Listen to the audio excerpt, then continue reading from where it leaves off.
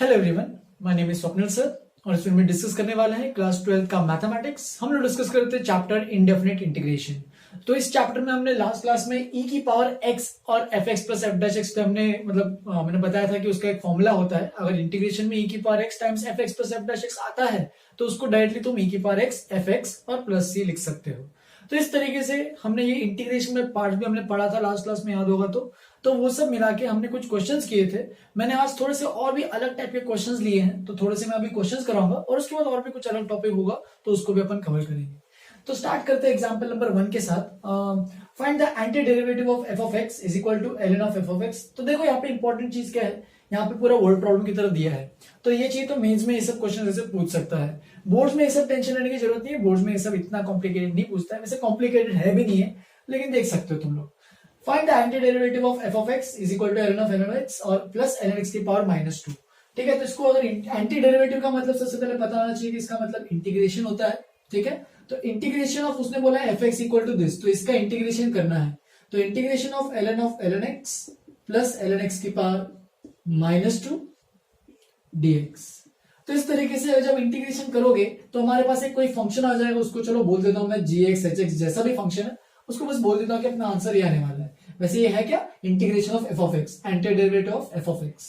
तो चलो स्टार्ट करते हैं। hx इज इक्वल टू, तो अब इसको इंटीग्रेट करना है सबसे पहले। तो इसमें कुछ देख सकते हो, यहाँ पे दो चीजें, दोनों को सेपरेट करके तुम अगर सोचना है तो सोच सकते हो कि इसको this dx plus integration of this dx। ठीक है, तो ऐसे करके सेपरेट करके देखना तो देख सकते हो, लेकिन उसमें कुछ होगा नहीं, तुम्हारा फायदा कुछ नहीं हो पाएगा। मतलब आगे का नेक्स्ट स्टेप सोच ही नहीं पाओगे कि इसको नेक्स्ट में इसको इंटीग्रेट कैसे करें, इसको इंटीग्रेट कैसे करें। अगर सोच भी लोगे थोड़ा लेंदी हो जाएगा। ठीक है, लेकिन अगर तुम डायरेक्टली देखो कि बार बार ln x आ रहा है हर जगह, तो अगर मैं सब्स्टिट्यूट कर दूं यहाँ पे, अपना जुगाड़ लगाऊं कि अगर ln x को अगर मैं t पुट करता हूं यहाँ पे, तो मैं क्या लिख सकता हूं, देखो log x equal to t है, तो x को लिख सकता हूं e की पावर t। सोचो ये चीज मैं इसमें क्यों कन्वर्ट कर रहा हूं, क्योंकि मुझे पता है e की power x into F x plus F dash x एक फॉर्मूला था मेरे पास। तो अगर मैंने इसको e की पावर में कन्वर्ट किया तो हो सकता है वो उस फॉर्मूले में कन्वर्ट हो जाए। ठीक है, तो x इक्वल टू e की पावर t है, तो dx को अगर निकालेंगे तो ये क्या मिलेगा, e की पावर t dt। ठीक है, तो dx इक्वल टू e की पावर t dt है, तो यहाँ पे भी पुट करना चालू करते हैं। तो इंटीग्रेशन पहला पार्ट बन जाएगा ln x, तो ln x क्या है, वो है t, प्लस ये भी क्या है, तो ये t की पावर -2 dt। सॉरी, dx की जगह भी लिखना पड़ेगा हमें, तो dx की जगह क्या लिखो, तो e की पावर t dt। देखो अब नेक्स्ट स्टेप तुम्हारे पास ये तो बन गया, मैं इसको थोड़ा सिंप्लीफाई करके लिख देता हूं, e की पावर t लिख देता हूं। ठीक है, और ये क्या बन रहा है हमारे पास, ln of t plus t की पावर -2 का मतलब 1/t² dt।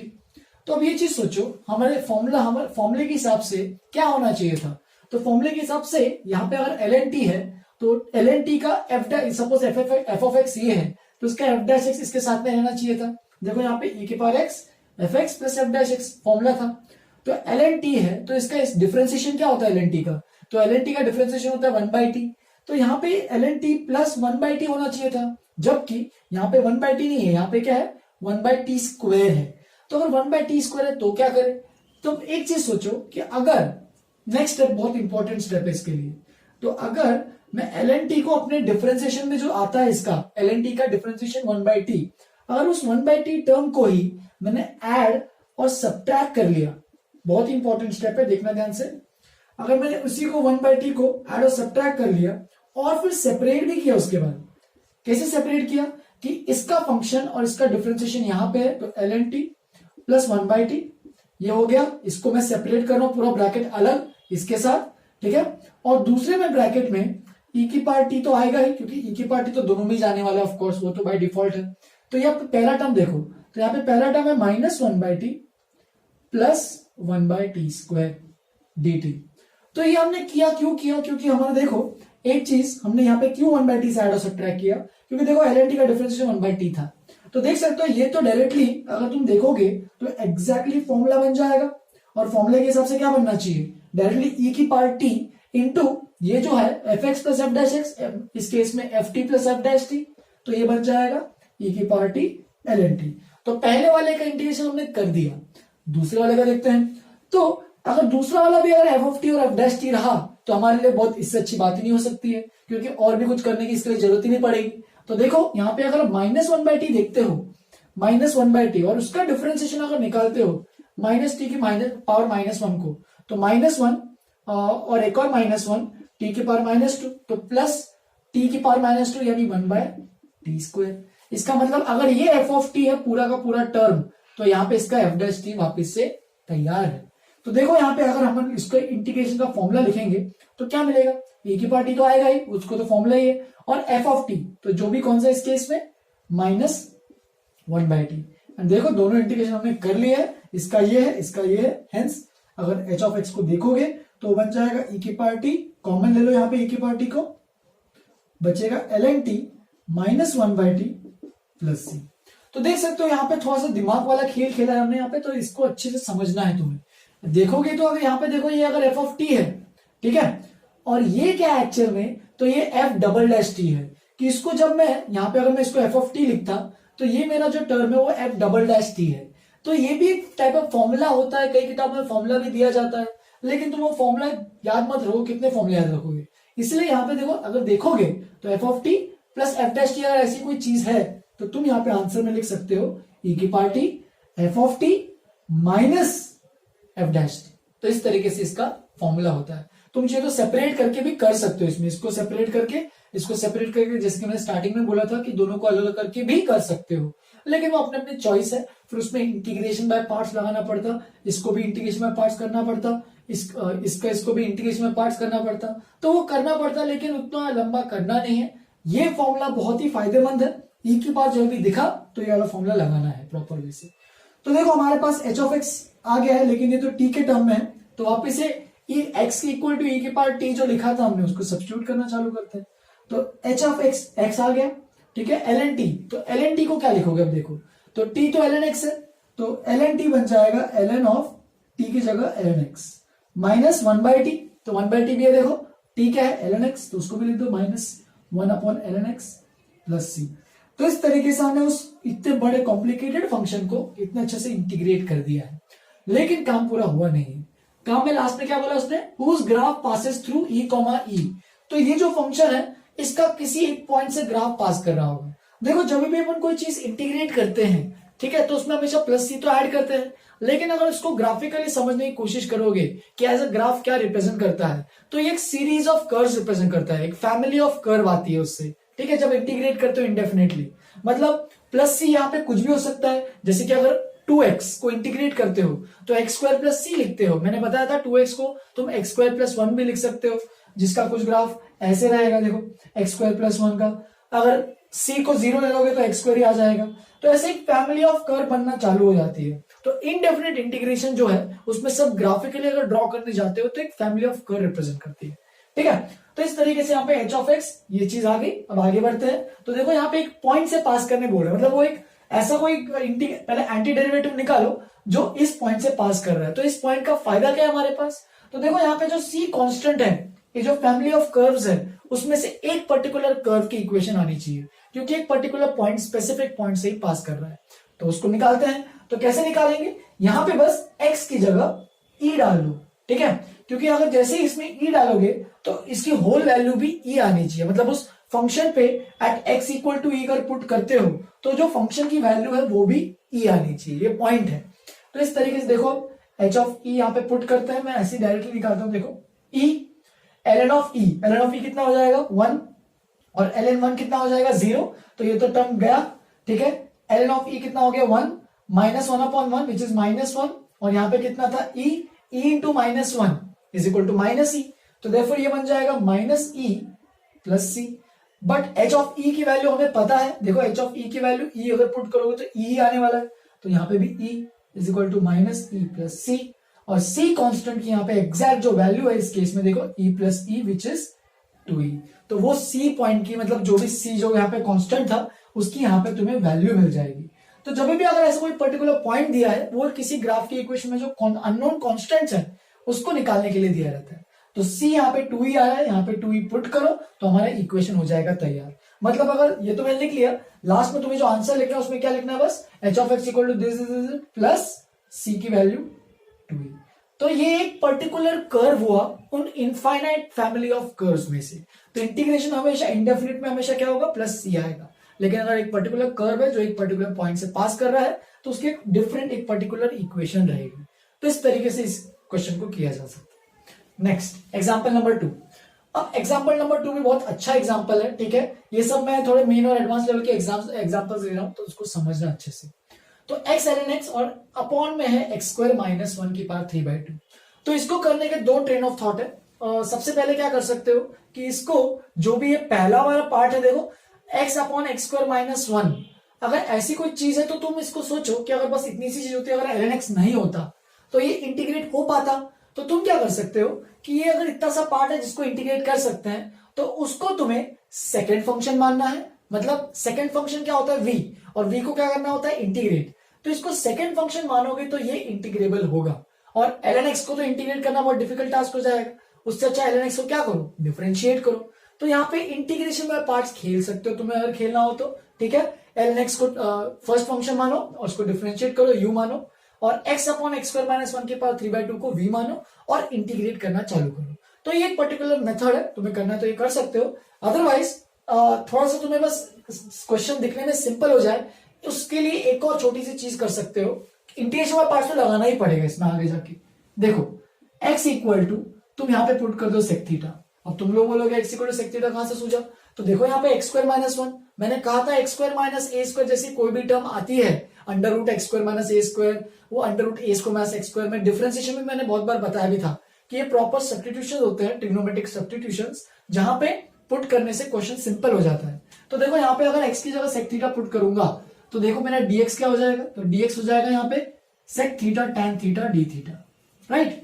तो यहाँ पे देखो भी x equal to sec theta put किया, ये बन गया ln सेक थीटा और dx बन गया sec theta tan theta d theta, और नीचे में x की जगह सेक थीटा पुट करो तो सेक स्क्वायर थीटा माइनस 1, तो ये बन जाएगा tan स्क्वायर थीटा। तो tan स्क्वायर थीटा देखो tan स्क्वायर थीटा और की पावर 3/2 है, तो ये पावर 2 और पावर 2 कैंसिल, तो बच जाएगा tan क्यूब थीटा। तो इस तरीके से आएगा हमारे पास नीचे ही। अब देखो नेक्स्ट है, तो यहाँ पे कुछ कैंसिल हो रही चीजें, तो एक tan और एक tan कैंसिल हो जाएगा, यहाँ पे स्क्वायर बचेगा और बचेगा हमारे पास sec square theta upon tan square theta. तो ऐसे यहाँ पे मैं देख लेता हूं एक बार, sec theta by tan theta का अगर ऐसे लिख सकते हैं इसको होल स्क्वायर, ठीक है। तो ये चीज क्या बन रही है देखो, sec theta upon tan theta, तो सेक तो है 1 बाय कॉस, tan तो है साइन बाय कॉस, तो कॉस कॉस कैंसिल, बचेगा 1 बाय साइन, तो कोसेक थीटा, तो कोसेक स्क्वायर थीटा बन जाएगा ये पहला टर्म, और दूसरा टर्म आएगा ln sec theta d theta. अब यहां पे तुम इसको इंटीग्रेट मतलब इसको बाय इंटीग्रेशन बाय पार्ट्स कर सकते हो। कैसे करोगे, देखो मैंने यहाँ पे बस क्वेश्चन को थोड़ा सिंपल बनाया है, तुम्हें अगर करना है तो अलग से ही करके उसको भी कर सकते हैं, कोई दिक्कत नहीं है, लेकिन इंटीग्रेशन बाय पार्ट्स तो लगाना पड़ेगा। तो देखो कोसेक स्क्वायर थीटा, तो कोसेक स्क्वायर थीटा का इंटीग्रेशन पॉसिबल है। अब देखो यहाँ पे तुम वो आइलेट रूल भी लगाना तो लगा सकते हो, ये लॉगरिथमिक फंक्शन है, ये ट्रिग्नोमेट्रिक फंक्शन है, लाइट लेना तो लाइट ले लो, कोई दिक्कत नहीं है। लॉगरिथमिक और ट्रिग्नोमेट्रिक में लॉगरिथमिक को डिफरेंशिएट करना पड़ेगा और ट्रिग्नोमेट्रिक को इंटीग्रेट करना पड़ेगा। और देख सकते हो अगर सोचोगे ध्यान से, कोसेक स्क्वायर थीटा का इंटीग्रेशन तो क्या होता है, कोसेक स्क्वायर थीटा का इंटीग्रेशन, ये सोचो कि कोसेक स्क्वायर थीटा किसके डिफरेंशिएशन से आता है, तो कॉट थीटा के डिफरेंशिएशन से आता है। तो कॉट थीटा का होता है माइनस कोसेक स्क्वायर थीटा, तो कोसेक स्क्वायर थीटा का इंटीग्रेशन होता है माइनस कॉट थीटा। तो इसको मैंने v मान लिया, इसको मैं सेकंड भी लिख सकता हूं, कई बार मैं सेकंड भी लिखता हूं तो समझ जाना एक बार। सेकंड जिसको इंटीग्रेट यानी v जिसको इंटीग्रेट करना है और u जिसको डिफरेंशिएट, तो u is equal to ln sec theta du बनेगा, ठीक है। इसको डिफरेंशिएट करना है तो मैं u डैश लिख देता हूं, u dash is equal to तो ln सेक थीटा, तो ln सेक थीटा का डिफरेंशिएशन 1 बाय सेक थीटा और सेक थीटा tan थीटा, तो सीधा मैं लिख देता हूं ln सेक थीटा का डिफरेंशिएशन आएगा डायरेक्टली tan थीटा, ठीक है। तो ये u डैश हो गया और हमारे पास है v, तो v देखो क्या है कोसेक स्क्वायर थीटा, और इंटीग्रेशन अगर v करोगे तो इंटीग्रेशन v क्या आएगा, तो कोसेक स्क्वायर थीटा का इंटीग्रेशन माइनस कॉट थीटा। अब बस तुम्हें क्या करना है, तो तुम्हें करना है u integration v minus u dash minus integration of u dash integration v, तो वो बाय पार्ट्स वाला फॉर्मूला। तो देखो uv तो ln सेक थीटा, ये हो गया u v minus cot theta और minus integration u dash integration v, तो tan थीटा और इंटीग्रेशन v क्या है, तो वो है minus cot theta d theta, ठीक है। क्योंकि सब कुछ थीटा के टर्म में चल रहा है इसलिए यहाँ पे d थीटा लिखा है। अब बस देखो tan थीटा और cot थीटा तो आपस में हो गए कैंसिल, माइनस को ले लो बाहर, और ये क्या बन रहा है देखो minus cot theta ln sec theta minus, अब देखो यहाँ पे बन जाएगा प्लस, और यहाँ पे तो 1 ही हो गया, और 1 d थीटा मतलब डायरेक्टली थीटा आ जाएगा प्लस c, हो गया अपना इंटीग्रेशन। बस लास्ट स्टेप बचा है कि थीटा जो भी है उसको अच्छे से प्रॉपर वे से डिनोट करो। तो थीटा के लिए अब क्या करोगे, सेक थीटा हमारे पास x है, तो देखो सबसे पहले हमने ट्रिग्नोमेट्री में भी देखा था कि अगर कोई भी एक ट्रिग्नोमेट्रिक फंक्शन पता है तो हमें बाकी सब ट्रिग्नोमेट्रिक फंक्शन आ जाएंगे। तो सेक थीटा, थीटा इसको मान लो, फिर उसके बाद क्या करो, एक्स सेक थीटा क्या होता है हाइपोटेन्यूज अपॉन एडजेसेंट या फिर बेस, तो x अपॉन 1 यहाँ पे ये हो गया, तो ये बन जाएगा under root x square minus 1। तो मैंने वहां पे राइट एंगल ट्रायंगल में सब कुछ देख के ही मैं सब कुछ चीजें निकाल ली। फिर यहाँ पे देखो क्या क्या चीजें यूज करनी है, कॉट थीटा, तो देखो इस ट्रायंगल में कॉट थीटा निकालना है, कॉट थीटा निकालना है, तो देखो कॉट क्या होता है, बेस अपॉन परपेंडिकुलर या फिर एडजेसेंट अपॉन अपोजिट, तो क्या हो जाएगा वो by 1 upon minus 1 upon under root x square minus 1, minus already पहले से था। फिर ln sec थीटा, तो ln और sec थीटा तो अपना x ही है, तो उसको बोलने की कोई जरूरत भी नहीं है, ठीक है। फिर उसके बाद प्लस थीटा, तो x इक्वल टू अगर sec थीटा है तो थीटा को लिखोगे sec inverse x plus c, और फाइनल लिखोगे तो आंसर अपना होगा final sec inverse x plus sorry minus, क्योंकि इसको मैं बाद में लिख रहा हूं ln x upon under root x square minus 1 plus c। तो इस तरीके से ऐसे फंक्शंस को इंटीग्रेट करना भी आना चाहिए। तो ये मैंने बस मेंस और एडवांस लेवल के क्वेश्चन कुछ लिए हैं, इनको समझो, थोड़ा सा प्रैक्टिस करो। अगर तुम अगर फ्लैश एरो बैच में हो तो तुम्हें ब्लैक बुक भी के भी क्वेश्चंस करना चालू करना चाहिए। ऐसे कुछ डिफिकल्ट क्वेश्चंस इतने भी नहीं है, थोड़े से हैं उसके भी, लेकिन अटेम्प्ट कर सकते हो जो पूरा मेंस एडवांस के लिए पूरा प्रिपेयर कर रहा है। अगर नॉर्मल तुम्हें अगर शीट से प्रिपेयर करना है तो वो भी करना स्टार्ट कर सकते हो, फ्लैश एरो वालों के लिए बोल रहा हूँ। तुम्हें मैं वो जो शीट है इंडेफिनिट इंटीग्रेशन की वो प्रोवाइड कर दूंगा, ठीक है। तो ये पहले एक एग्जांपल लिखो, आगे बढ़ते थोड़े से और भी कुछ अलग अलग चीजें जो कंसेप्ट्स हैं जो मैं पढ़ाना चाहता था आज पार्शियल फ्रैक्शंस, उसे स्टार्ट करते हैं। पहले इतना अच्छे से नोटबुक में लिख लो। चलो फिर स्टार्ट करते हैं अपना जो मेन टॉपिक है, सबसे लास्ट टॉपिक है तुम्हारे बोर्ड अगर पॉइंट ऑफ व्यू से अगर देख रहे हो। अच्छा, जो भी लोग अगर बोर्ड के पॉइंट ऑफ व्यू से अगर देख रहे हैं तो लास्ट के 2 एग्जांपल्स का बिल्कुल टेंशन मत लो, ठीक है। बोर्ड में इतना कॉम्प्लिकेटेड क्वेश्चन पूछता नहीं है, सीधा स्ट्रेट फॉरवर्ड क्वेश्चंस आते हैं, ठीक है। वो बस मैंने मेंस और एडवांस के लिए जो प्रिपेयर कर रहा है उनके लिए वो 2 क्वेश्चंस कराए थे। चलो फिर आगे बढ़ते हैं। अब इस सबसे most important part of the chapter, मतलब ये भी एक इनफैक्ट पूरा चैप्टर ही इंपॉर्टेंट है, बट ये लेकिन ये भी एक इंपॉर्टेंट टॉपिक है इस पूरे चैप्टर का, जिसको अपने बोलते हैं पार्शियल फ्रैक्शंस का topic.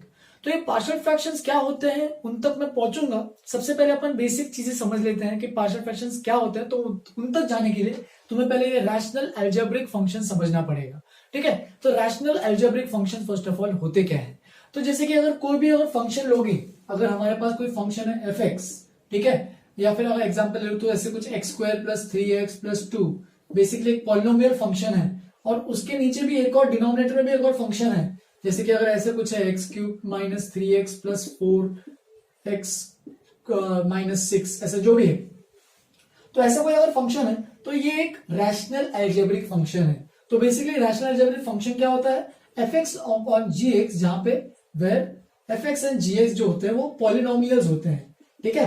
End of course denominator तो 0 होना ही नहीं चाहिए, ठीक है। तो ये दोनों पॉलिनोमियल्स है, डिस्टिंक्ट पॉलिनोमियल बोलना चाहिए, अगर दोनों सेम हो तो वैल्यू 1 ही आ जाएगी, तो कहां से रैशनल बनेगा। तो f x g x are polynomials and also g x is not equal to 0, ठीक है। तो मैं हमेशा लिखता हूं क्योंकि रैशनल नंबर के बारे में देखा था कि p बाई क्यू के फॉर्म में होता है, जहां पे q नॉट इक्वल टू 0, तो बस नंबर की जगह यहाँ पे अलजेब्रिक फ्रैक्शंस है, ठीक है। तो इस तरीके से तो अलजेब्रिक फंक्शंस में ये सब चीजें होती है। अब इसमें क्या है कि कई बार हो सकता है कि नीचे की डिग्री, अब डिग्री याद होगा तो मैं सबको, तो ये सेकंड डिग्री का इक्वेशन है, ये थर्ड डिग्री का इक्वेशन है, तो ये तो सबको पता ही होना चाहिए। तो अगर डिग्री की बात की जाए तो डिग्री के बेसिस पर हम लोग इस फंक्शंस को क्लासिफाई कर सकते हैं अलग अलग केसेस में। जैसे कि सबसे पहला मैं लिख सकता हूं यहाँ पे डिग्री ऑफ, अगर न्यूमरेटर यानी एफ एक्स इस केस में अगर वो लेस देन है डिग्री ऑफ जी एक्स, यानी ऊपर की डिग्री जो है न्यूमरेटर की डिग्री वो डिनोमिनेटर की डिग्री से छोटी है, जैसे कि मैंने यहाँ पे एग्जांपल दिया ही है, ठीक है।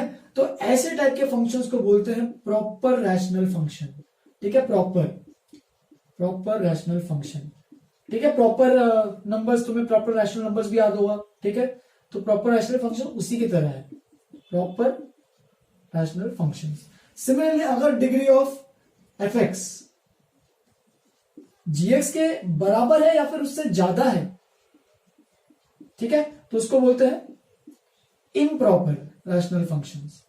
ठीक है, मैं दोनों के भी एग्जांपल बता दूं तुम लोगों को समझ में आ जाएगा फिर इम्प्रॉपर रैशनल फंक्शंस।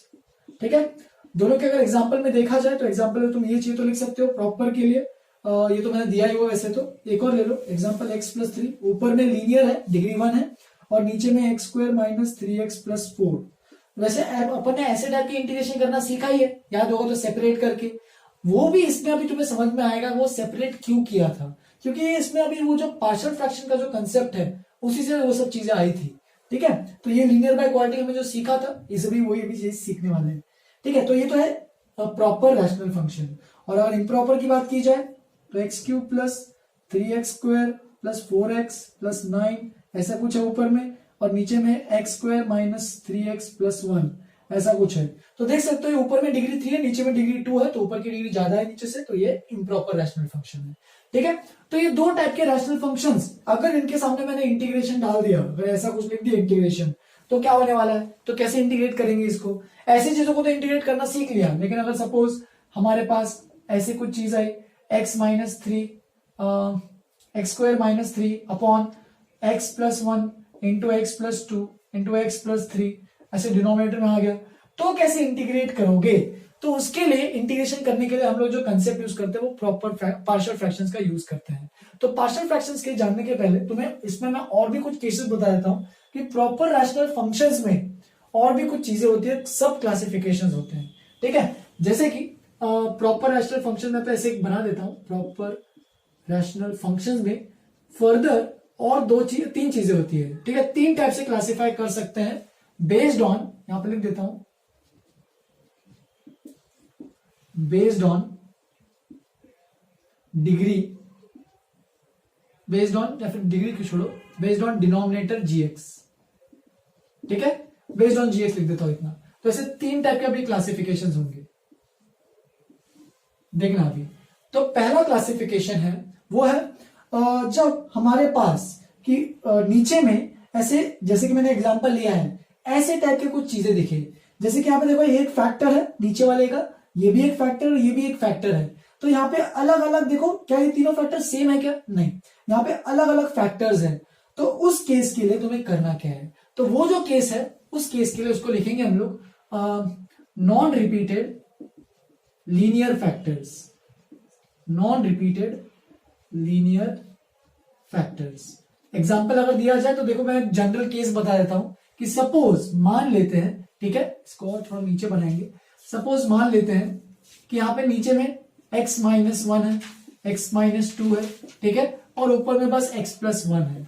तो ऐसे टाइप को इंटीग्रेट करना है, तो वो सब चीजें देखेंगे। देख सकते हो यहाँ पे नीचे में जो डिनोमिनेटर है उसमें रिपीटेड कोई फैक्टर नहीं है, ये भी एक ही बार है और ये भी एक ही बार है, तो वो नॉन रिपीटेड लीनियर फैक्टर्स में आएगा। ठीक है, तुम चाहिए तो यहाँ पे ऐसा कुछ केस दे दो, चलो बेस्ट, उससे अच्छा कोई बात ही नहीं।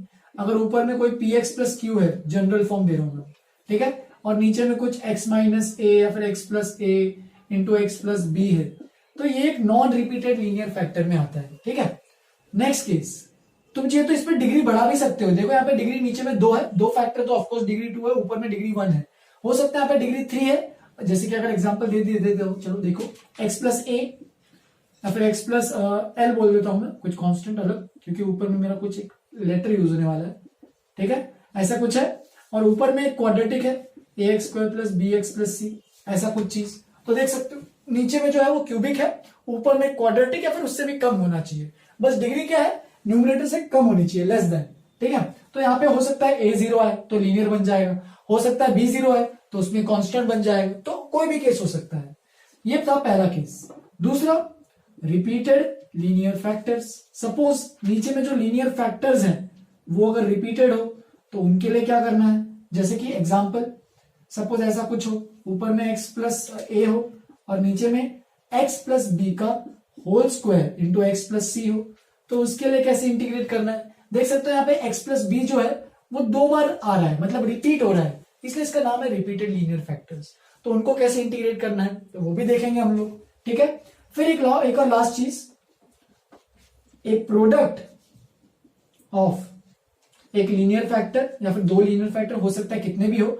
अगर तुमने ये स्टेप बाय स्टेप सीख लिया तो इससे कितने भी कर सकते हो, ठीक है। मतलब नीचे में कितने भी रिपीटेड हो, कितने भी मल्टीप्लीकेशन में हो, नीचे में सब कर लोगे, ठीक है। जैसे कि अगर एक और एग्जांपल हो, प्रोडक्ट ऑफ लिख रहा था मैं, linear factor and a non repeated, या फिर एक ऐसे non repeated linear factor and a quadratic, बस सीधा लिखते हैं क्वाड्रेटिक।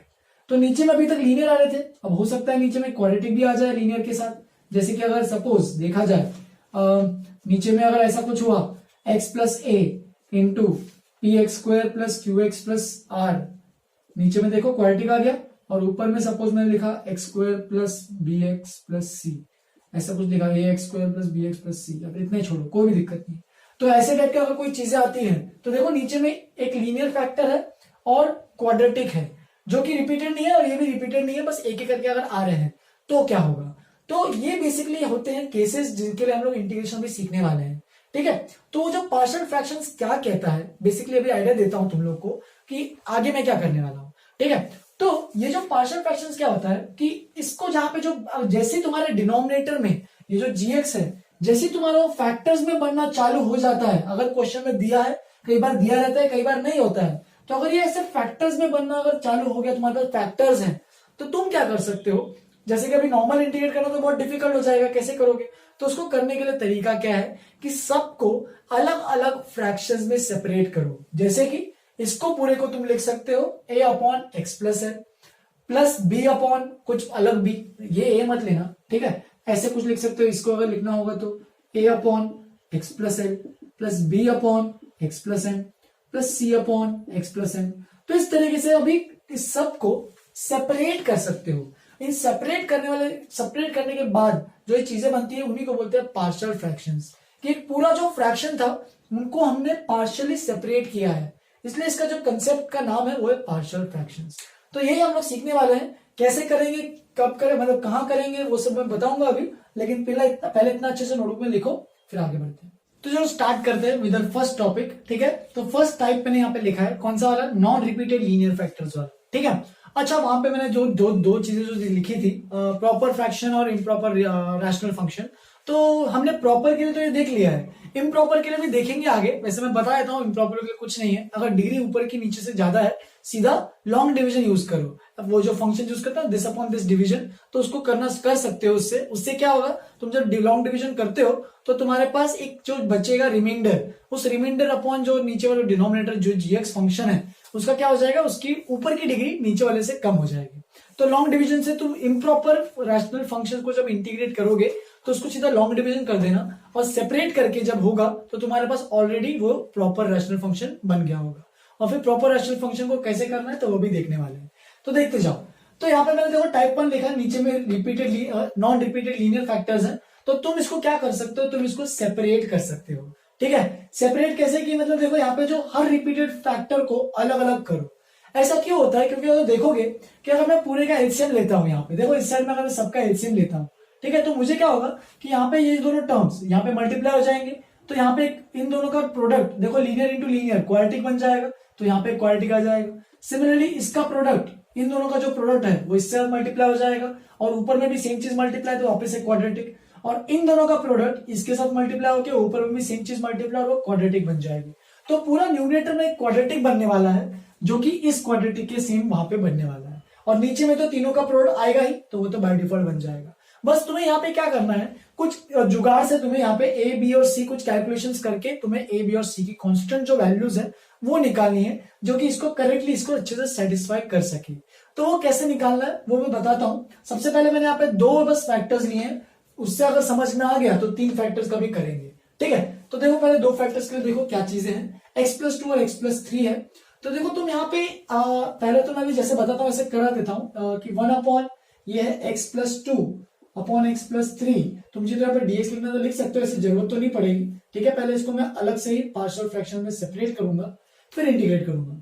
तो देखो, तो ये बन जाएगा a upon x+2 plus b upon x+3।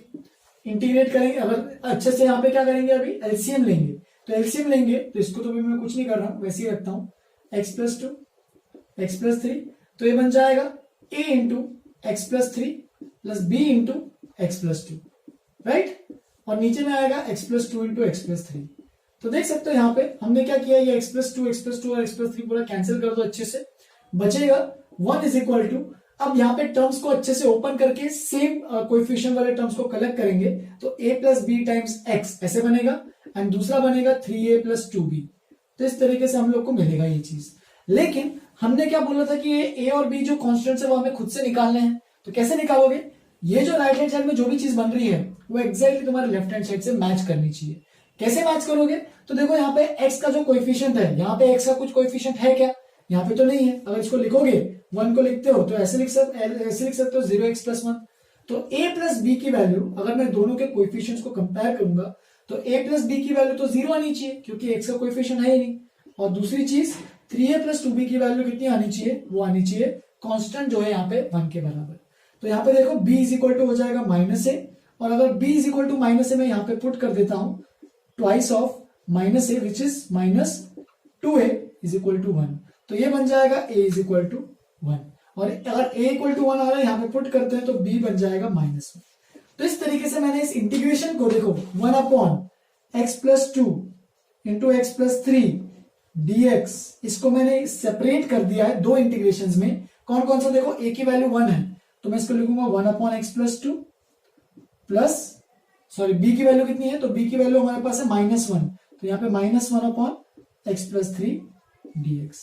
अब फायदा क्या हो गया तुम्हारा कि दोनों को इंटीग्रेशन को अलग अलग सेपरेट करो और बाकी तुम्हें इंटीग्रेट तो करना आता ही है, एक्स प्लस थ्री dx। तो ये बन जाएगा ln x प्लस टू, यहाँ पे माइनस है तो minus ln x plus three plus सी।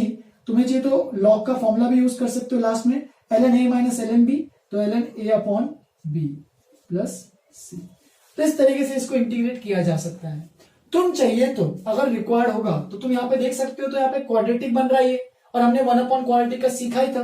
ये देखो अगर इसको क्वाड्रेटिक से भी करोगे तो भी आंसर मैच सेम होना चाहिए। अगर तुम इसको लिखते हो देखो ऐसे एक्स स्क्वायर प्लस ये बन जाएगा 5x प्लस 6, पूरा ब्रैकेट ओपन कर देते हो तो उस केस में तुम्हारे पास देखो डायरेक्टली क्वाड्रेटिक ही है, फॉर्मूला बना इसको अच्छे से, perfect square completing the square जो हमने सीखा था, और उससे जो भी आंसर आ रहा है इससे मैच करो, exactly same to same answer आना चाहिए। ठीक है, तो ये तो सिंपल, इसको ऐसे कर भी सकते हैं। लेकिन जब हमारे पास ऐसा कोई टर्म हो, देखो ऊपर में क्वाड्रेटिक, नीचे में इसका डिग्री 2 इसका डिग्री 1 तो डिग्री 3, नीचे में क्यूबिक ऊपर में क्वाड्रेटिक, तो ऐसे के लिए तो कोई फॉर्मूला अभी तक सीखा नहीं था, तो उसके लिए ये जो है पार्शियल फ्रैक्शंस का कंसेप्ट हम लोग यूज करेंगे। तो देखो अभी ये बन गया 3x square plus 4x minus 5 upon, नीचे में इसको सेपरेट कर रहा हूं और फर्दर में, क्योंकि देखो एक्स स्क्वायर माइनस 1 को लिख सकते हैं x plus 1 into x minus 1, ए प्लस बी इंटू ए माइनस बी।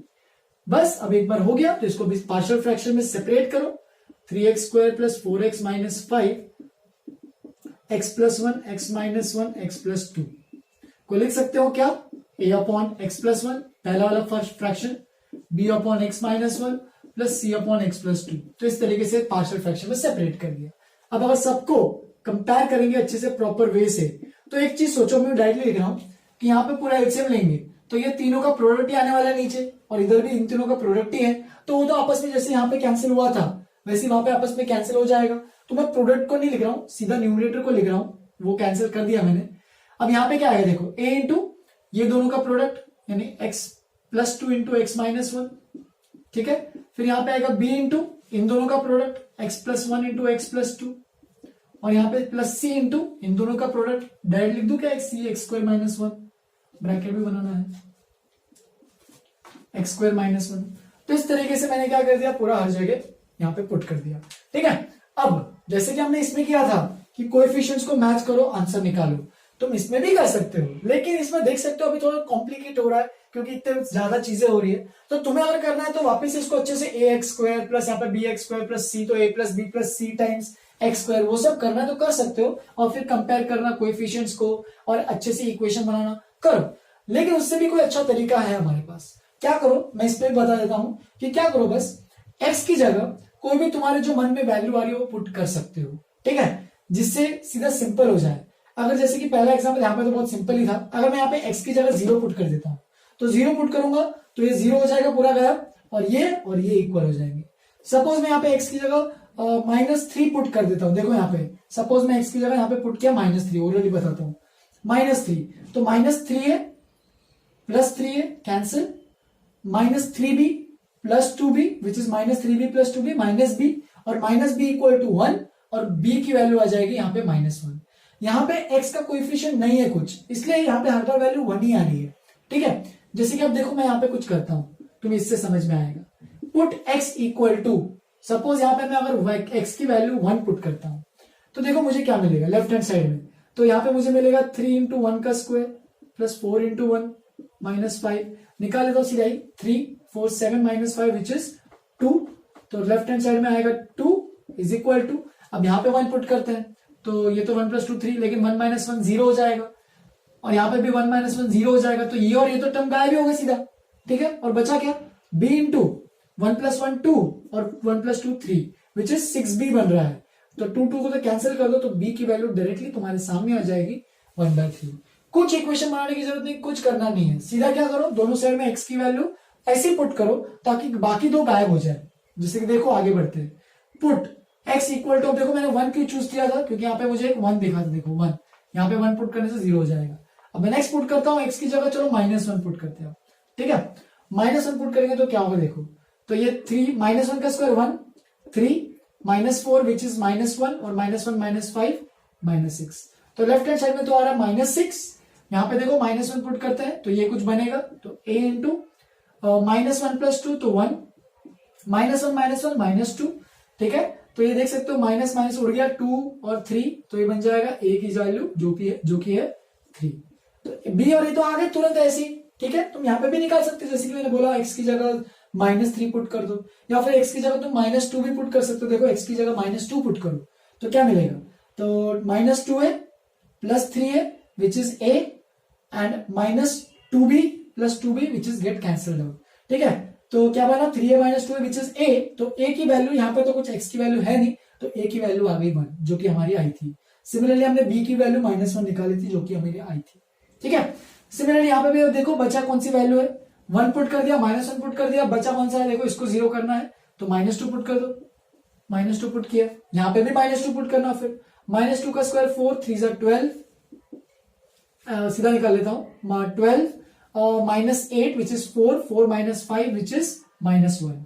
तो ये डायरेक्टली तुम लोग भी निकालना तो निकाल सकते हो, स्टेप बाय स्टेप करना कर सकते हो। देख लेते हैं आप इसे, -2 का स्क्वायर 4 3 = 12 -8 4 -5 -1, बिल्कुल सही। और -2 यहाँ पे पुट करेंगे तो ये 0 हो जाएगा, ये भी 0 हो जाएगा, बचेगा c टाइम्स -2 का square which is 4 - 1 which is 3। Therefore c की वैल्यू आ जाएगी -1/3। हो गया कितना आसान, देखो अब क्वेश्चन। तो हमें बस क्या करना है, integration of 3x² + 4x - 5 upon x + 1x - 1x + 2 dx को क्या लिख सकते हो, तुम लोग लिख सकते हो इसको, a की वैल्यू क्या है 3, तो 3/x + 1 dx। मैं सीधा ही सेपरेट कर रहा हूं, तुम चाहिए तो पूरा एक बार एक स्टेप में पूरा ऐसे लिख के सेपरेट भी कर सकते हो। b की वैल्यू क्या है, तो 1/3, तो इंटीग्रेशन 1/3x - 1, प्रॉपर सबका अपने साथ ही लिखना है, ये नहीं कि इसको ऐसे कैसे भी नहीं है। c की वैल्यू -1/3 x + 2 dx, तो देख सकते हो सबका इंटीग्रेशन कितना आराम से हो गया, तो ये बन जाएगा 3ln x + 1 plus 1/3 ln x - 1 minus 1/3 ln x + 2 plus c। देख सकते हो इस तरीके से पार्शियल फ्रैक्शंस का हम लोग को आंसर आने वाला है। तो तुम्हें ये सब याद रखना है कि हर एक जो भी नॉट रिपीटेड लीनियर फैक्टर्स है उनको अलग अलग सेपरेट कर सकते हैं, कोई दिक्कत नहीं। लिख लो इसको, नेक्स्ट टाइप स्टार्ट करते हैं। एक और टाइप बता के मैं खत्म कर रहा हूं आज का वीडियो, तो पहले इतना अच्छे से लिखो, आगे बढ़ते हैं। चलो फिर आज का वीडियो का सबसे लास्ट पार्ट देख लेते हैं, खत्म करते हैं इसको। ठीक है, सेकंड में बस आज टाइप बता रहा हूँ, नेक्स्ट क्लास में मैं थर्ड टाइप भी बताऊंगा जिसमें नीचे में क्वाड्रेटिक भी इन्वॉल्व होगा। तो सेकंड टाइप है नॉन रिपीटेड लीनियर फैक्टर्स। ठीक है, जिसमें लीनियर फैक्टर्स है और कुछ लीनियर फैक्टर्स रिपीटेड है। तो रिपीटेड जब भी कुछ लीनियर फैक्टर्स होंगे तो उनको बस तुम्हें जितने भी बार रिपीट हो रहा है उतनी बार लिखना है। अगर यहाँ पे जैसे कि x + a देखो 2 बार आ रहा है, स्क्वायर है, तो अगर यहाँ पे 2 बार आ रहा है तो तुम्हें इस टर्म को तुम्हें 2 बार लिखना पड़ेगा। अगर यहाँ पे सपोज x + a का क्यूब हो रहा होता, 3 बार आ रहा है, तो तुम्हें उसको ऐसे लिखना पड़ेगा a/x + a plus b/x + a का स्क्वायर प्लस c/x + a का क्यूब। तो ऐसे और भी तुम्हें सेपरेट करना पड़ सकता है। सपोज यहाँ पे x + a का स्क्वायर और x + b का स्क्वायर दोनों होते तो क्या करना पड़ता, इसको तो लिखा ही, इसके साथ फर्दर एक और लिखना पड़ता। Plus d upon x plus b का स्क्वायर। ठीक है, तो तुम्हें 1 से स्टार्ट करना, जब तक जाना जितने भी रिपीटेड फैक्टर्स है उतने तुम्हें पार्शियल फ्रैक्शन में ब्रेक करते जाना है। ठीक है, तो देखो यहाँ पे बस स्क्वायर है, तो यहाँ पे इसलिए एक्स प्लस ए में पहले ब्रेक किया, फिर एक्स प्लस ए का स्क्वायर, दोनों हो गए इसके, और इसका तो अकेला ही बचा है, तो एक्स प्लस बी, खत्म। जैसे कि देखो मैंने यहाँ पे एग्जांपल लिया, पहले सिंपल वाला ही है, इसमें कुछ ज्यादा डिफिकल्ट नहीं है, लोग एक से एक बार में समझ जाते हैं कैसे करना है। तो देखो यहाँ पे क्या है, सपोज मैं लिखता हूं इसको, ऐसे लिख देते हैं, चलो 1 upon x minus 1 into x plus 2 का square will be equal to a upon x minus 1, पहले एक्स माइनस 1 का खत्म कर लिया, उसका एक ही फैक्टर था, फिर एक्स प्लस 2 के दो फैक्टर है, तो मैं इसको लिखूंगा x plus 2 plus c into x plus 2 का होल स्क्वायर। ठीक है, अब वापस से सेम चीज, एलसीएम लेते हैं सबका, तो देखो मैं यहाँ पे डिनोमिनेटर वापस से लिख नहीं रहा हूं क्योंकि इसका और इसका एलसीएम दोनों सेम ही आने वाला है। तो देखो यहाँ पे क्या बचेगा, ए इंटू ये तो हो गया, यहाँ पे स्क्वायर आ जाएगा क्योंकि दो बार है ना, तो ये इसका एलसीएम में ये स्क्वायर आ जाएगा, तो एक्स प्लस 2, जिनको यहाँ पे एलसीएम लेने में भी दिक्कत जाती है, बहुत लोग मैंने देखे ऐसे, ठीक है, तो उनको एलसीएम लेने में डिफिकल्टी नहीं होनी चाहिए। ठीक है, एक बार देखो यहाँ पे एक्स माइनस 1 और एक्स प्लस 2 का स्क्वायर दोनों आने चाहिए, तो यहाँ पे एक्स प्लस 2 का स्क्वायर एलसीएम में आएगा जो इसके साथ मल्टीप्लाई होगा। फिर यहाँ पे कौन सा बचा, देखो यहाँ पे एक एक्स प्लस 2 है, लेकिन एलसीएम में ये आना चाहिए। ठीक है, तो एक्स प्लस 2 एक और मल्टीप्लाई होगा और एक एक्स माइनस 1, तो x minus 1 into x plus 2 plus c into बचा जो है लास्ट में एक्स प्लस 2 का स्क्वायर दोनों है, बचा कौन सा है एक्स माइनस 1, तो एक एक्स माइनस 1 यहाँ पे बस मल्टीप्लाई होगा। तो इस तरीके से प्रॉपर वे से तुम्हें अच्छे से एक्सप्रेस करते हुए चलना है इसमें। फिर अगर दो मेथड है यहाँ पे, कोएफिशिएंट्स को कंपेयर करना है वो करो, या फिर सीधा एक्स की वैल्यू पुट करना है वो भी कर सकते हो। ठीक है, तो यहाँ पे चलो अपन यूज सिंपल वाला मेथड यूज करते हैं। ठीक है, एक्स की जगह -2 पुट करो, तो एक्स की जगह -2 पुट करोगे तो देखो क्या मिलेगा, ये तो गया लेफ्ट हैंड साइड तो 1 ही है, तो ये तो गया -2 का प्लस 2 0, तो ये तो गायब, ये भी -2 प्लस 2 ये भी गायब, यहाँ पे -2 पुट करो तो कितना मिलेगा, देखो 1 is equal to c into -2 - 1 which is -3, therefore c की वैल्यू जो आएगी वो आएगी -1/3। फिर चलो नेक्स्ट देखते हैं, पुट एक्स की जगह अब कौन सा बचा, 1 बचा। ठीक है, एक्स की जगह 1 पुट करते तो 1 पुट करेंगे तो ये और ये दोनों गायब हो गए, तो देखो लेफ्ट हैंड साइड में तो 1 ही है, उसमें तो कुछ पुट करने की जरूरत ही नहीं, तो ये बन जाएगा देखो 1 + 2 का होल स्क्वायर विच इज 9। ठीक है, तो ये बन जाएगा ए की वैल्यू आ जाएगी 1/9। सिमिलरली लास्ट में तुम्हें भी एक और वैल्यू पुट करनी है। अब देखो यहाँ पे तुम अगर कोई भी वैल्यू उठा के देखोगे तो कोई भी वैल्यू पुट करने मिलेगी नहीं, लेकिन अभी तो तुम्हें ये बस एक बार ए और सी आ गया है, बी निकालना है, तो जो मन करे जो वैल्यू पुट करने की इच्छा हो वो पुट कर सकते हो। हम लोग लास्ट क्वेश्चन में देखे थे कि क्योंकि लास्ट क्वेश्चन में यहाँ पे अलग अलग 3 टर्म्स थे, यहाँ पे अब देखो जो भी 1 और -2 दोनों वैल्यू हमने पुट कर दी, लेकिन और कोई लीनियर फैक्टर इसके अलावा है नहीं, तो सीधा कोई भी वैल्यू उठा के पुट करो। एक्स की जगह बेस्ट है तो 0 पुट कर दो, 0 पुट करोगे तो क्या आएगा, देखो लेफ्ट हैंड साइड में तो 1 ही बनेगा, यहाँ पे देखो 0 पुट किया तो a 0 इंटू 2 0 + 2 का स्क्वायर 4a। ठीक है, प्लस 0 - 1 -1 0 + 2 2, तो 2 इंटू -1 -2, तो ये बन जाएगा -2b, और यहाँ पे अगर 0 पुट करो 0 इंटू -1 इंटू c, तो -c, लेकिन यहाँ पे 4a - 2b - c में से a और c की वैल्यू पता है, तो पुट करो, a की वैल्यू है 1/9, तो ये हो जाएगा 4/9, b निकालना है और इसकी वैल्यू है -1/3, तो +1/3 हो जाएगा यहाँ पे। फिर 2b को इधर भेजो, ठीक है, 4/9 + 1/3 -1, सॉल्व करोगे तो ये क्या बन जाएगा, यहाँ पे 3, तो 4 + 3 7 7 -9 आ जाएगा यहाँ पे। ठीक है, तो ये हो गया कितना हो गया, 3 से मल्टीप्लाई हुआ ना, 4 + 3 7 हो गया, और यहाँ पे 7 - 9 विच इज -2/9, तो देख सकते हैं यहाँ पे 2 और 2 कैंसिल, तो b की वैल्यू आ जाएगी तुम्हारे सामने -1/9। अब a b c तीनों आ गए हैं, तो यहाँ पे पुट कर दो और आंसर निकालो, dx upon x -1 into x plus 2 का whole square is equal to integration, वापिस से सेपरेट ही करके लिख रहा हूं, तो a क्या है 1/9, तो सीधा मैं डायरेक्टली कर रहा हूं, देखना 1/9 कांस्टेंट जो उसको बाहर ला रहा हूं, dx अपॉन देखो क्या है पहला टर्म x -1, फिर b की वैल्यू है -1/9, तो -1/9 वापिस से बाहर, dx अपॉन x प्लस 2, और c की वैल्यू है -1/3, वापिस से वो भी बाहर, integration dx upon x plus 2 का होल स्क्वायर। तो देखो पहले तो इंटीग्रेशन में बहुत सिंपली हो जाएंगे, 1/9 ln x -1 -1/9 ln x plus 2, ठीक है, और लास्ट में -1/3, तो इसको अगर इंटीग्रेट करना है, ये नीचे में -2 नहीं +2 ही है, तो इसको ऊपर भेज दो, जैसे कि ऐसे बन जाएगा, देखो यहाँ पे लिख रहा हूं मैं x+2 की पावर -2 dx। तो देखो अगर तुम्हें करना है तो तुम डायरेक्टली भी देख सकते हो, x की पावर -2 अगर होता तो उसका इंटीग्रेशन क्या होता, तो वो होता x की पावर -1 अपॉन -1, है ना, क्योंकि उसका x की पावर n का फॉर्मूला लगा है। तो इस केस में अगर इसको इंटीग्रेट करेंगे तो ये बन जाएगा -x1 upon x+2 plus c। तो इस तरीके से यहाँ पे जो इंटीग्रेशन है, तो इस केस में ये x की पावर -2 की जगह बस x+2 की पावर -2 है। तो कोई भी लीनियर फैक्टर चेंज होगा तो हमने देखा ही है कि उसको डायरेक्टली वैसे ट्रीट कर सकते हैं, ठीक है। और यहाँ पे बस अगर x की जगह x के सामने 3x अगर ऐसा कुछ होता तो तुम्हें एक और 3 से डिवाइड भी करना होता, बट x का कोएफिशिएंट 1 ही है तो कोई डिवाइड करने की कोई जरूरत नहीं। तो देखो ये बन जाएगा 1/9 ln x -1 -1/9 ln x+2 plus 1/3 times x+2 plus c। तो इस तरीके से ये वाला क्वेश्चन करना है प्रॉपर वे से। चलो एक और लास्ट क्वेश्चन है आज का, इसको समझ के अपन खत्म कर रहे हैं आज के लिए। तो देखो एग्जाम्पल में इसमें क्या दिया है, ये प्रॉपर बोर्ड का एग्जाम्पल है, ठीक है। बोर्ड के एग्जाम में ये टिपिकल क्वेश्चंस पूछता है, इसी पे डायरेक्टली ये शॉर्ट तुम्हें क्वेश्चन आ जाएगा। और ये मेंस और एडवांस के लिए भी अच्छा खासा इंपॉर्टेंट है, क्योंकि इसमें कंसेप्ट क्लियर हो जाएगा तुम्हारा। तो देखो यहाँ पे ऐसा कुछ क्वेश्चन आएगा और तुम सोचते रह जाओगे कि क्वेश्चन में करना क्या है। क्वेश्चन में बस एक स्पार्क की जरूरत है जिससे तुम्हारा क्वेश्चन पूरा तुरंत सॉल्व होकर आ जाएगा। तो वो स्पार्क कौन सा है इसमें, कि ऊपर और नीचे में कुछ ऐसी चीज मल्टीप्लाई कर दो ताकि पूरा वो जो टर्म है वो सिंपल हो जाए। कैसे सिंपल हो जाए, तो एक ऊपर में अगर मैं ऊपर में यहाँ पे देखो साइन है, अगर ऊपर में एक और मैं साइन डाल दूंगा तो मेरा क्या हो जाएगा, sign theta d theta numerator में आ जाएगा, जो कि किसका डिफरेंशिएशन है, तो वो कॉस थीटा का डिफरेंशिएशन है।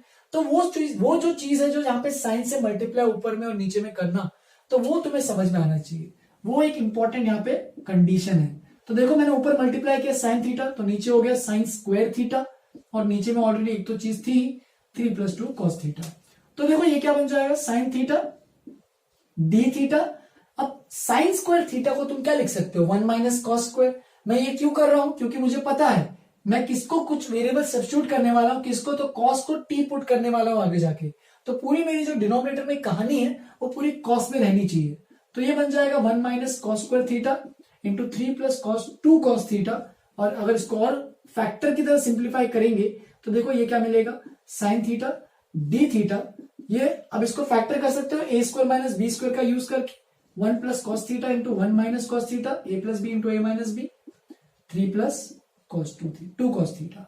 अब बस लास्ट स्टेप है इसमें, देखो भी ध्यान से, कॉस थीटा को टी पुट कर दो, काम हो जाएगा आधा।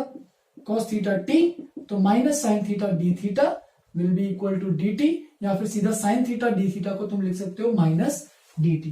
तो यहाँ पे बन जाएगा, ऊपर में आएगा माइनस डी टी अपॉन, नीचे में बनेगा देखो कॉस थीटा को मैं टी रख रहा हूं तो ये बन जाएगा t+1, ये बन जाएगा -t+1, ठीक है। इसको पहले लिखा मैंने, इसको बाद में लिख रहा हूं, 3+ या फिर ऐसे लिख दो पहले 2t+3, राइट। अब बस तुम्हें क्या करना है, देखो इस चीज तो माइनस को इसके साथ अब्सॉर्ब करवा दो, ठीक है। तो ये बन जाएगा, अगर मैं ऐसे ही कर देता हूं इसी स्टेप में, तो यहाँ पे माइनस को मैंने इसके अंदर भेज दिया है। देखना मैं 2-3 स्टेप्स यहाँ पे एक साथ मैंने लिखे हैं, तो कंफ्यूज मत होना, तुम आराम से स्टेप बाय स्टेप करते जाओ, तो तुम्हारा ऐसे कुछ यहाँ पे आके रुक जाएगा। और बाकी इसके बाद तो तुम्हें आता ही है, नीचे देख सकते हो नॉन रिपीटेड लीनियर फैक्टर्स आके हैं, तो इसको तुम अभी सेपरेट करना है। तो कैसे करोगे, 1/t+1 t-1 2t+3 is equal to a/t+1 plus b/t-1 plus c/2t+3, इस तरीके से सेपरेट कर दो। और बाकी तो तुम्हें आता ही अभी जो मैंने सिखाया था अभी तक, तो a into t-1 2t+3 plus b into t+1 2t+3 plus c into t-1 और t+1 का प्रोडक्ट, विच डायरेक्टली मैं लिख देता हूं t² -1। अब देखो यहाँ पे abc की वैल्यू निकालनी है, तो बस पुट यहाँ पे करो एक एक करके वैल्यू। t = 1 एक बार पुट करना, पुट t = -1 पुट करके देखो एक बार, और एक बार लास्ट में पुट t = -3/2। तो तीनों को एक एक करके पुट करते हैं, तो 1 पुट करते हैं, तो ये तो उड़ गया 0, ये भी उड़ गया 0, तो बच्चा यहाँ पे 1 पुट करो, देखो क्या है 1 + 1 विच इज 2, और यहाँ पे 2 + 3 5, तो 5 2 = 10, 10b बन गया, और 10b = 1 है, तो b की वैल्यू आ जाएगी हमारे पास 1/10। ठीक है, मैं डायरेक्ट लिख रहा हूं, तुम लोग समझ लेना एक बार कैलकुलेशन खुद से करके। पुट टी इक्वल टू -1, तो -1 पुट करो पूरे में, लेफ्ट हैंड साइड तो ऑलरेडी 1 ही है, ठीक है। तो -1 पुट करोगे तो ये बचेगा, बस ये तो उड़ गया और ये भी उड़ गया। ए -1 -2 और यहाँ पे -2 + 3 विच इज 1, तो -2 × 1 विच इज इक्वल टू -2, तो ये बन जाएगा -2a is equal to 1, hence a is equal to -1/2। a की वैल्यू भी आ गई और फाइनली अब t की वैल्यू -3/2 पुट करने की बारी आ गई। तो t की वैल्यू ये -3/2 यहाँ पे पुट करेंगे, b गया, a भी जाएगा, देखो -3/2 पुट करेंगे, बस यहाँ पे बचेगा ये चीज। तो देखो ये -3/2 पुट करो तो ये बन जाएगा 9/4, उसका स्क्वायर 9/4 -1 5/4, तो c 5c/4 equal to 1, therefore c is equal to 4/5। ABC की वैल्यू आ गई, तुम्हारा काम हो गया ऑलमोस्ट। देखो अब यहाँ पे अगर सेपरेट करोगे सबको पार्शियल फ्रैक्शन में तो ये बनेगा a क्या है देखो, -12 इंटीग्रेशन dt अपॉन t+1, पहला टर्म देखो a अपॉन t+1, फिर b की वैल्यू क्या है 1/10, तो +1/10 इंटीग्रेशन dt अपॉन t-1, देख सकते हो यहाँ पे, और लास्ट में c 4/5 integration dt upon 2t+3, ठीक है, काम हो गया। अब बस इंटीग्रेट करो, -12 ये बन जाएगा ln t+1, ठीक है। तुम चाहिए तो मैं इसी स्टेप पे लिख रहा हूं, तुम नेक्स्ट स्टेप पे लिखना अच्छे से। t की जगह यहां पे पुट कर सकते हो वापस से जो अपना ओरिजिनल फंक्शन था cos थीटा, तो ये बन जाएगा ln cos थीटा +1 या फिर 1 + cos थीटा, जो भी लिखना लिखो। 1/10 ये बन जाएगा ln, देखो सब में 1 लीनियर है तो वो तो ln लॉग में आनी ही चाहिए ना, 1/x कुछ भी होगा तो सीधा लॉग में लिखेंगे। अगर 1/, यहाँ पे क्वाड्रेटिक कुछ आता उसको अपन कुछ फॉर्मूले से करना पड़ता, वो जो कि मैं उस पर नेक्स्ट क्लास में भी और भी एग्जांपल्स लूंगा तो उसमें कवर करूंगा।